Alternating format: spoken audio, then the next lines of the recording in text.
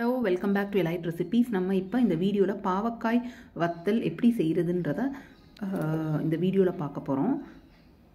வாங்க உள்ளே போய் என்னென்ன இன்க்ரீடியன்ட்ஸ் வேணுன்றதை பார்க்கலாம். இதுக்கு நான் வந்து 1 kg பன்னீர் பாவக்காய் வாங்கியிருக்கேன். பாவக்காயை வந்து பிட்டர் கார்டுன்னு சொல்லுவாங்க. இது வந்து 1 kg. இதை நல்லா கழுவிடுங்க. ஒரு பேப்பரோ ஒரு துணியிலையோ இதை நல்லா இப்படி விரிச்சு விட்ருங்க. விரிச்சு விட்டிங்கன்னா நல்லா அந்த ஈரம்லாம் காஞ்சிரும். அதுக்கப்புறம் இதை வந்து இந்த மாதிரி ரிங்ஸ் ஷேப்பில் கட் பண்ணுங்கள். ரவுண்டாக ரிங்ஸ் ஷேப்பில் கட் பண்ணிவிட்டு சென்டரில் இருக்க சீட்ஸ் எல்லாம் எடுத்துருங்க. ஸோ இந்த மாதிரி கட் பண்ணி ஒரு பிளாஸ்டிக் பக்கெட்டில், ஒரு சுத்தமான பிளாஸ்டிக் பக்கெட்டில் வச்சுக்கோங்க. இப்போ இதுக்கு ஃபியூ இன்க்ரீடியன்ட்ஸ் எல்லாம் ஆட் பண்ணணும். அப்போ தான் நம்ம வந்து ஃப்ரை பண்ணும்போது இது நல்லா டேஸ்ட்டாக இருக்கும். நான் வந்து இந்த 1 kgக்கு 4 tablespoon chilli powder add பண்ணுறேன். 4 tablespoons of chilli powder. இந்த சில்லி பவுடரை நீங்கள் ஒரே இடத்துல போடாமல் கொஞ்சம் நல்லா ஸ்ப்ரெட்டாக போட்டு விடுங்க.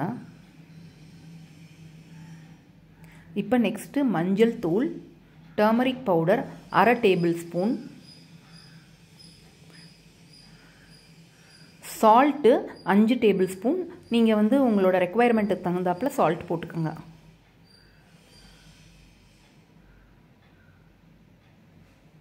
Cooking oil 3 tablespoon.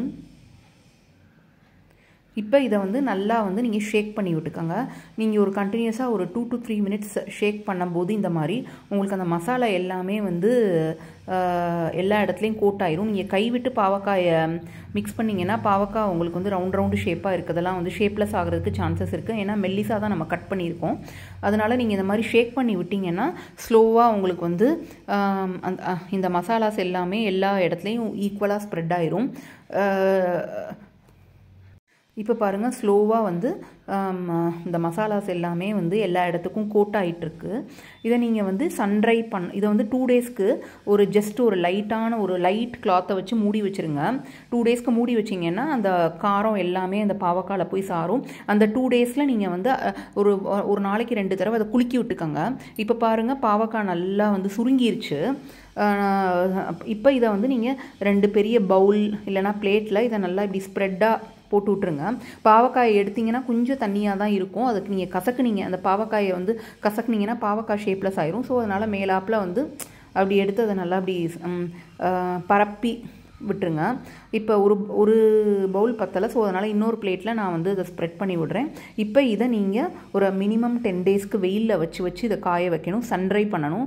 சன்ட்ரை பண்ணிங்கன்னா இது வந்து நல்லா பாவக்காயில் உள்ள நீர் சத்து, வாட்டர் கண்டென்ட் எல்லாமே அப்சர்வ் ஆயிரும். அதுக்கப்புறம் நீங்கள் வந்து உங்கள் கண்டெய்னர் பாக்ஸில் இதை நீங்கள் ஸ்டோர் பண்ணிவிட்டு எப்போ வேணுமோ நீங்கள் டீப் ஃப்ரை பண்ணிக்கலாம். இது ரொம்ப நல்ல ஒரு சைட் டிஷ் ரெசிபி. நம்ம rasam rice, sambar rice, curd ரைஸ்க்கெல்லாம் வந்து டயபெட்டிஸ் பேஷண்ட்டுக்கு ரொம்ப நல்லது.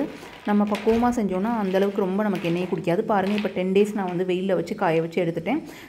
பாவக்காய் வத்தல் நல்லா காஞ்சு ரெடி ஆயிடுச்சு.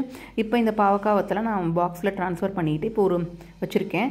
இப்போ ஒரு கடாயில் ஆயில் போர் பண்ணிவிட்டு நான் வந்து ஸ்லாட் வைஸ் கொஞ்சம் கொஞ்சமாக பாவக்காவை வந்து வறுத்து எடுத்துக்கிறேன்.